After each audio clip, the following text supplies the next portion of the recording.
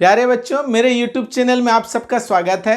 आप लोग कंटिन्यू मेरे गाइड सीरीज को करते हुए आ रहे हैं और गाइड सीरीज में अब आप उस स्थिति में पहुंच गए होंगे कि आप मेरे कंटिन्यू सीरीज को आज देखते होंगे।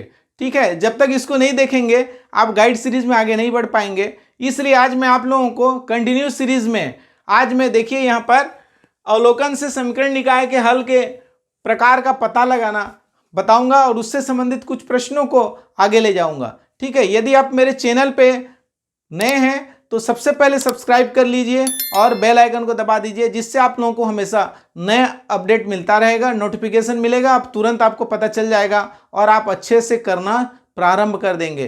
तो चलिए चलते हैं हम लोग अब हमारे इस अवलोकन से समीकरण निकाय के हल के पता करने का। यहाँ पर आप लोगों को समीकरण निकाय कुछ इस प्रकार दिया होगा, a1x plus b1y equal to c1 और a2x plus b2y equal to c2। इस प्रकार से हमको दो समीकरण दिया हुआ होगा।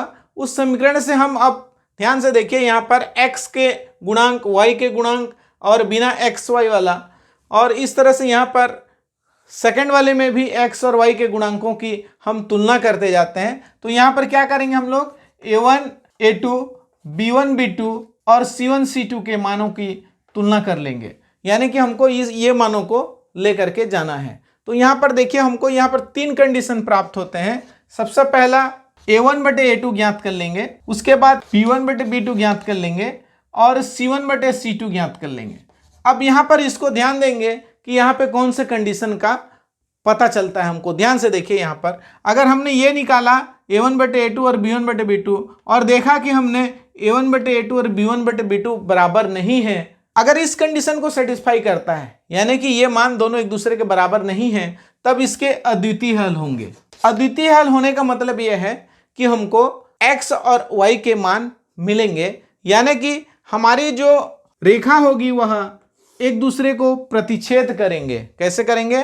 प्रतिच्छेद करेंगे।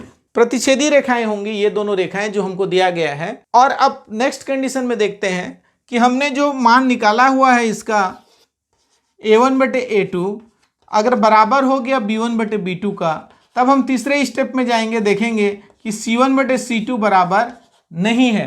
अगर इस तरह से स्थिति हमारा बनता है, प्राप्त होता है, तो यहाँ पर होगा कोई हल नहीं होगा। इससे हमको कोई हल प्राप्त नहीं होगा। इसका मतलब ये हुआ कि दोनों रेखाएं जो हैं समानांतर रेखाएं हैं। कैसी रेखाएं हैं? समानांतर, यानी कि दोनों रेखाएं कभी नहीं मिलेंगे, इसलिए हमको x और y के मान प्राप्त नहीं होंगे, जो इंटरसेक्टिंग पॉइंट में हमको प्राप्त होता है x और y का मान। ठीक है, तो आप देख रहे हैं कि दूसरा स्थिति हम लोग देख करके जान सकते हैं इस समीकरण को, a1 बटे a2 बराबर b1 बटे b2 बराबर नहीं है c1 बटे c2। अब तीसरा स्थिति ये बन जाता है कि अब a1 बटे a2 बराबर है b1 बटे b2 और साथ में आगे और भी बराबर है c1 बटे c2 का। इस कंडीशन में हमको ये प्राप्त होता है कि इसके अनेक हल प्राप्त होंगे, अंततः अनेक हल प्राप्त होंगे। इसका मतलब ये होता है, अच्छे से समझिए, कि एक लाइन है और दूसरा लाइन भी उसी के ऊपर गया है, तो पहले लाइन के सारे मान दूसरे लाइन के सारे मान के ऊपर ही ओवरलैपिंग कर रहे हैं, यानी कि संपाती है। इसको हम क्या बोलेंगे? संपाती। संपाती रेखा प्राप्त होगा, यानी कि x और y के अनेक हल प्राप्त होंगे, अंततः अनेक हल, इनफाइनाइट सॉल्यूशन। ठीक है, तो आप लोग इस तरह से देख रहे हैं कि इसकी हम लोग इसको अवलोकन करके हम पता कर सकते हैं कि इसका कितना ठो हल प्राप्त होगा। आई बात समझ में? अब आगे देखते हैं इसका कुछ प्रश्नों को लेकर के।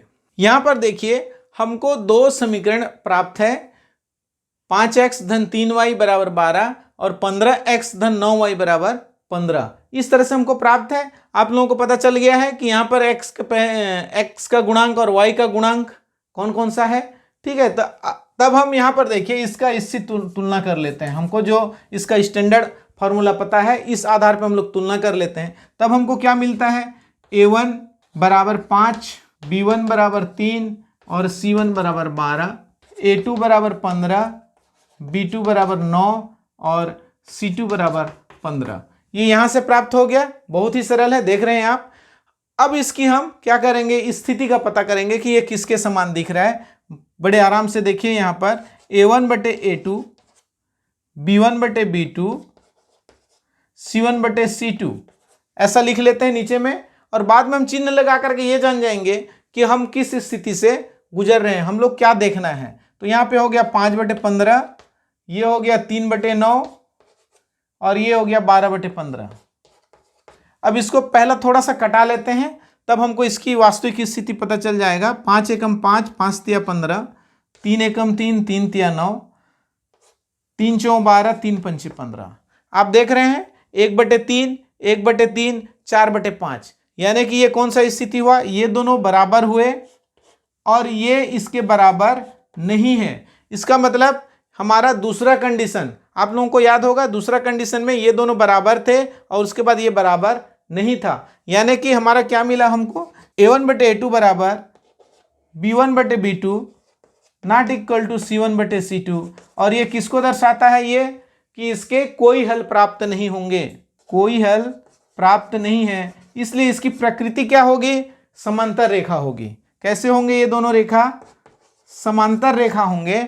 इस तरह से हम अवलोकन से जान सकते हैं कि ये दोनों का हल होगा नहीं होगा और क्यों नहीं होगा, ये सारी चीजें हम आप इस तरह से अवलोकन करके जान सकते हैं। ठीक है, आगे ही होगी समझ में। आगे चलते हैं, देखिए यहां पर देखिए आपके टेबल से एक प्रश्न है, ये इस तरह से हमको दो समीकरण दिया हुआ है, तो बहुत सरल है, इसका अवलोकन करते जाते हैं। ध्यान से देखिए, A1 बराबर 1, B1 बराबर 1, C1 बराबर 4, A2 बराबर 2, B2 बराबर 2 और C2 बराबर 8, ये हमको दिया हुआ है। ये दो समीकरण दिया हुआ है, इसके अवलोकन से हमने इसके गुणांकों को अलग कर लिया। अब इस गुणांकों की स्थिति को देखते जाते हैं, यानी कि हम क्या निकालेंगे, A1/A2, B1/B2 और C1/C2 निकालेंगे, और उसके बाद देखेंगे कि ये बराबर हैं एक दूसरे के अथवा नहीं है। ध्यान से देखिए, यहाँ पर ये होता है 1/2, ये होता है 1/2 और ये होता है 4/8। इसको कटा लेते हैं, 4 एकम 4, 4 दूनी 8। आप देख रहे हैं कि ये इसके बराबर है, ये इसके बराबर है, यानी कि हम लिख सकते हैं A1/A2 बराबर B1/B2 बराबर C1/C2। ये हमारा तीसरा कंडीशन है, अगर आप लोगों को याद होगा, अभी जो बताया हूं तीसरा कंडीशन है। इसका मतलब क्या हुआ, रेखाएं संपाती होंगी, रेखाएं संपाती होंगे और क्या हो जाएगा, अंततः अनेक हल मिलेगा। आ गई बात समझ में, यही कंडीशन हमको लिखना है। तो इस तरह से हम लोग अवलोकन करके बड़े आराम से निकाल लेते हैं। हम आगे और चलते हैं कि आपको और कैसे कैसे प्रश्नों से हल करना पड़ेगा, जूझना पड़ेगा, और आपको अपने बोर्ड के रिजल्ट बनाने के लिए आपको ये सब चीज़ों को जानते रहना पड़ेगा। ये बहुत ही इंपॉर्टेंट प्रश्न है, आप लोगों को 1 नंबर से 3 नंबर तक बड़े आसानी से ये दिलाता है, तो इसको जानते रहिए और अपना नंबर बढ़ाते रहिए। चलिए आते हैं आप अज्ञात गुणांक का मान ज्ञात करना। जैसे कि आपको मैं बताते आ रहा हूं, उसके हिसाब से देखिए हमारे पास समीकरण कौन से होते हैं, A1x plus B1y equal to C1, A2x plus B2y equal to C2। इस प्रकार से हमको समीकरण प्राप्त होते हैं और इसके गुणांक A1 B1 C1, A2 B2 C2 है। अब इनमें से कुछ चीज हमको नहीं प्राप्त है, उस कंडीशन में इसके गुणांक जो प्राप्त नहीं है उसको हम कैसे ज्ञात करेंगे। आइए हम एक प्रश्न को लेकर के चलते हैं। यहाँ पर आपके लिए उदाहरण 21 है। उदाहरण 21 में आपका दिया गया प्रश्न है, k के किस मान के लिए दिए गए समीकरण निकाय अद्वितीय हल होगा। हमको कंडीशन दे दिया अद्वितीय हल, अद्वितीय हल होने का हमको शर्त लगा करके k के मान को ज्ञात करना है। देखिए यहाँ पर दिया हुआ है हमको x माइनस के वाई इक्वल टू 2 और 3x plus 2y equal to -5। इस तरह से हमको ये दो समीकरण दिया हुआ है, जैसा कि हमारा स्टैंडर्ड रूप है उसके आधार पर। अब हम क्या करेंगे, A1/A2, B1/B2 और C1/C2 ज्ञात करेंगे। ठीक है, अब इसको देखते जाइए और हम लोग लिखते जाते हैं। यहाँ पर कुछ नहीं है, माने क्या है, 1 है, ऐसा मैं कई बार बता चुका हूँ और आप लोगों को जानना चाहिए। तो यहाँ पर हो जाएगा 1 अपॉन इसके फर्स्ट में क्या है, 3 है। यहाँ पर देखिए b वाला को -k है B1 और B2 कितना है, 2 है, यहाँ से ले लिए, और C1 का वैल्यू कितना है, 2 है, और यहाँ पर C2 का वैल्यू -5 है। ऐसा लेने के बाद हम चिन्ह लगाएंगे और जान जाएंगे कि कौन से कंडीशन को यह प्राप्त होता है। ठीक है, अब यहाँ पर देखिए A1/A2, B1/B2, C1/C2 निकालने के बाद अब हम इस पर आ जाते हैं कि हमको दिया है कि ये अद्वितीय हल होता है, इस कंडीशन को लगाना है। इसका अद्वितीय हल होने का क्या है, चूंकि निकाय अद्वितीय हल है अतः A1/A2 not equal to B1/B2, यही निकालने में चल जाएगा। हमारा पहला कंडीशन है कि अद्वितीय हल कब होता है, A1/A2 not equal to B1/B2 होने पर। ठीक है, अब यहाँ पर चले जाइए, हमको क्या चाहिए, अब यही वाला मान चाहिए खाली। क्या करेंगे, 1/3 बराबर नहीं है ऋण k/2 का। अब इसको हल करते जाते हैं, देखिए क्या होता है, तिर्यक गुणा कर लेते हैं तो ये क्या हो जाएगा, 2 एकम 2 बराबर नहीं है -k गुणित 3 का। या तो फिर हम k को यहीं छोड़ देते तो भी चलता और 3 को यहीं रहने देते तो भी चलता। ठीक है, उस स्टेप को देखिए, 2/3 नॉट इक्वल टू -k, या तो फिर k नॉट इक्वल टू -2/3। चिन्ह का परिवर्तन कर दिए, k का वैल्यू ज्ञात करने के लिए क्या हो गया, चिन्ह को इधर ले आए। ठीक, अब ये क्या हो गया, k नॉट इक्वल टू -2/3, यानी कि k का मान क्या नहीं होना चाहिए, ऋण 2/3 नहीं होना चाहिए, उसके अलावा कुछ भी होगा तो हमारा क्या हो जाएगा, यह अद्वितीय हल देगा। अगर इसका वैल्यू इतना हो जाता है तो यह अद्वितीय हल नहीं देगा। आपको पता है अद्वितीय हल नहीं होने से और क्या क्या हो सकता है, समांतर रेखा वाला नियम हो सकता है और संपाती वाला हो सकता है। आ गई बात समझ में, तो k का मान क्या नहीं होना चाहिए, -2/3 नहीं होना चाहिए, तब जाकर के इसका ये स्थिति पैदा होगा और यही हमारा आंसर है। तो आप लोग बड़े अच्छे से इस तरह से कर सकते हैं और आप प्रश्नावली में जाकर के प्रश्नावली कीजिए।